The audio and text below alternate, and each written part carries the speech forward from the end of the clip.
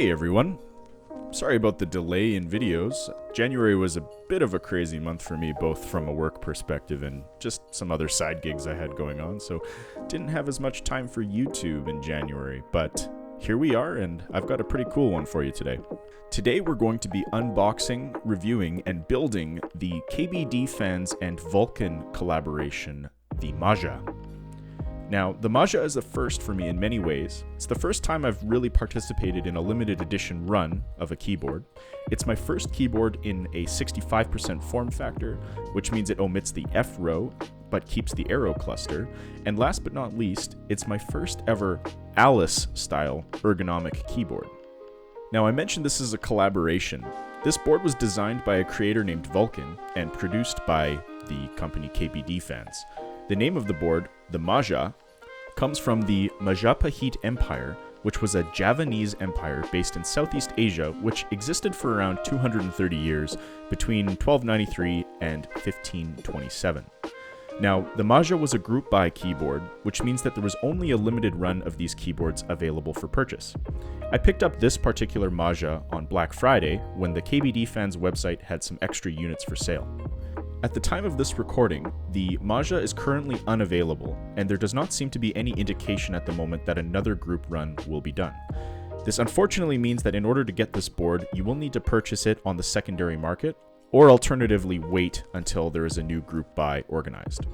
Now, that being said, there are a few other group buys happening this year with this ergonomic Alice style layout, so I'll link a few of those upcoming in the description below.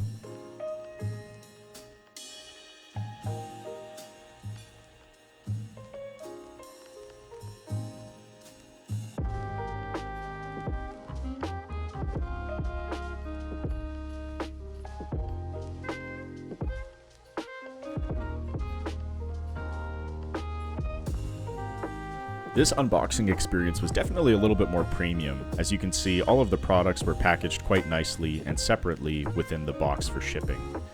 The biggest first impression here is just how heavy this keyboard is.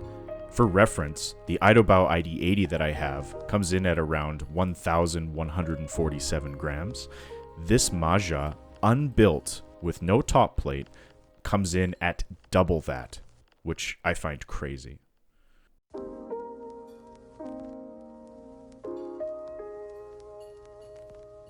After pulling out the keyboard and setting my camera up for some B-roll footage, I unfortunately saw some small but noticeable blemishes on the lower edge of the keyboard, specifically directly underneath the arrow cluster as well as the left control key.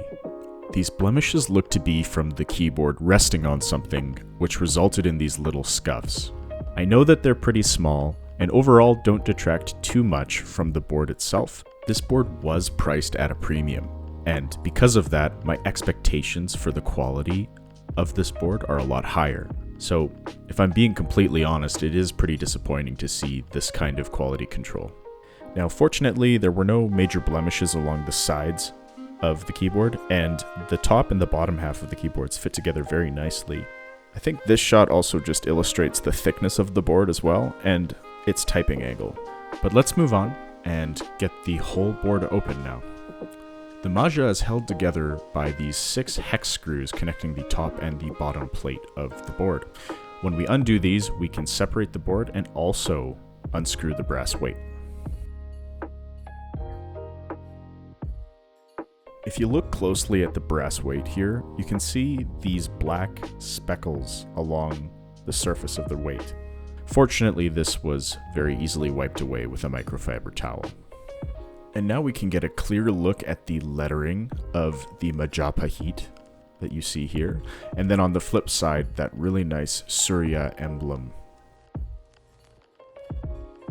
Now this brass weight is definitely the culprit for how heavy this board is, weighing in at a pretty astonishing 1350 grams.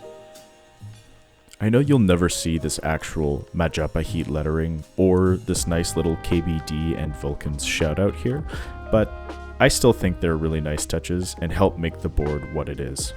Alright, now that we have cleaned the brass weight and reinstalled it onto the base of the keyboard, let's now install the stabilizers onto the PCB.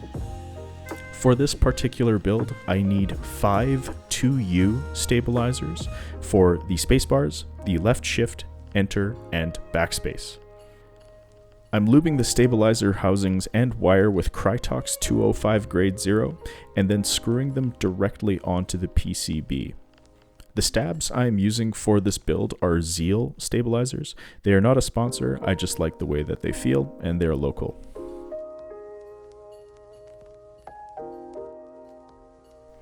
After I installed all 5 stabilizers, I did a quick test fit with the foam and the top plate to make sure everything was fitting properly.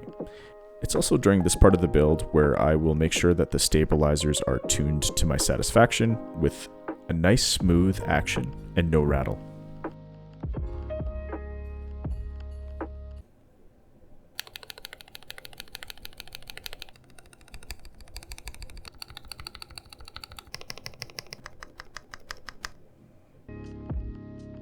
My switches of choice for this build are the Zeal PC Zelio version 2s.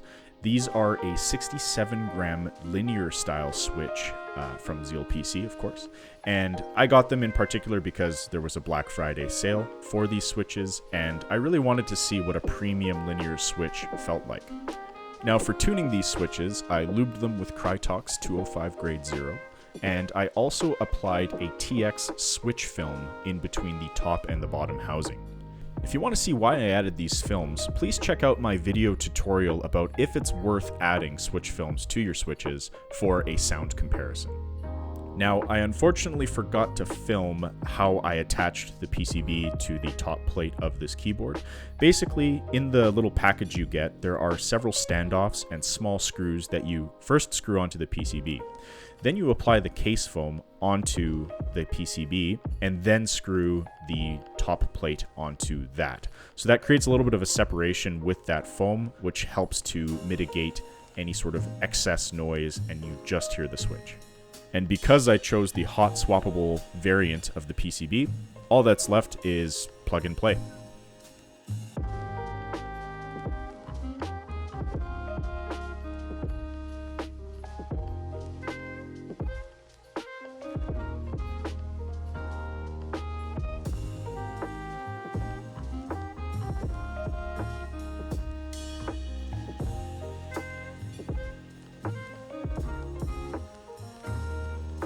So, for the final assembly of this keyboard, what you do is you take that top plate and PCB and screw it onto the top half of the board itself.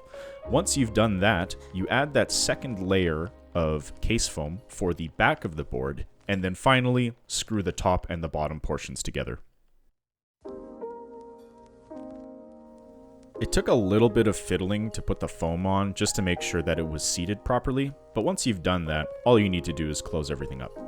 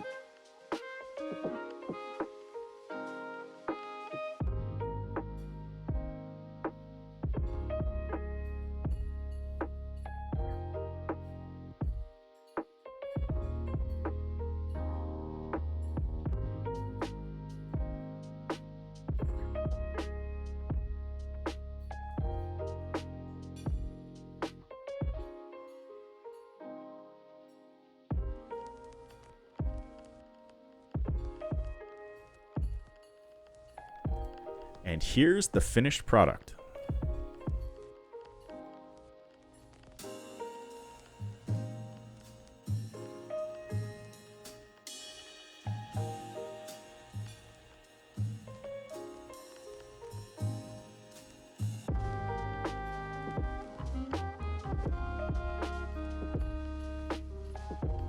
With hindsight being 2020, the biggest thing I would consider doing differently would be to have gotten the solderable PCB over the hot swappable one.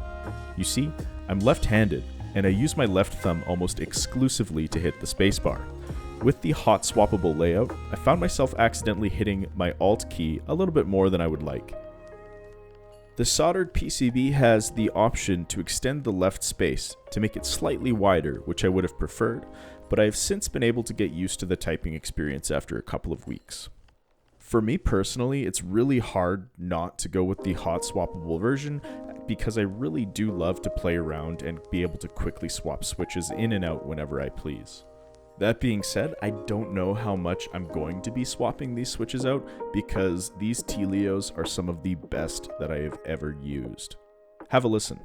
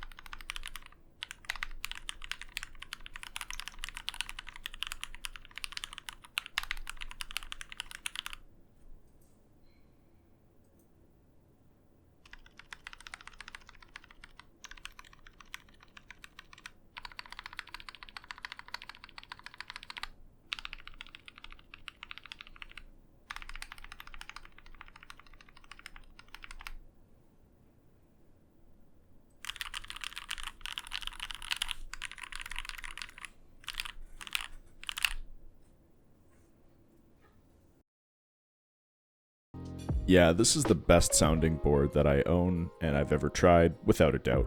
The case foam that's provided in the kit does an excellent job reducing any hollowness or pinginess in the board. The brass plate feels nice and stiff, and I really like how Telios feel when they've been lubed and filmed.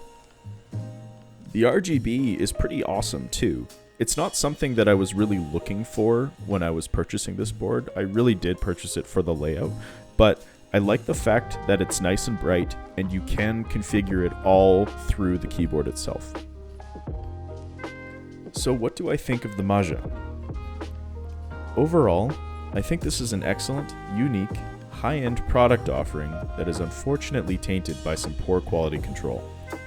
I hope that KBDFans increases their quality control in the future, or at the very least communicates expectations of what blemishes and damages will be when selling a product.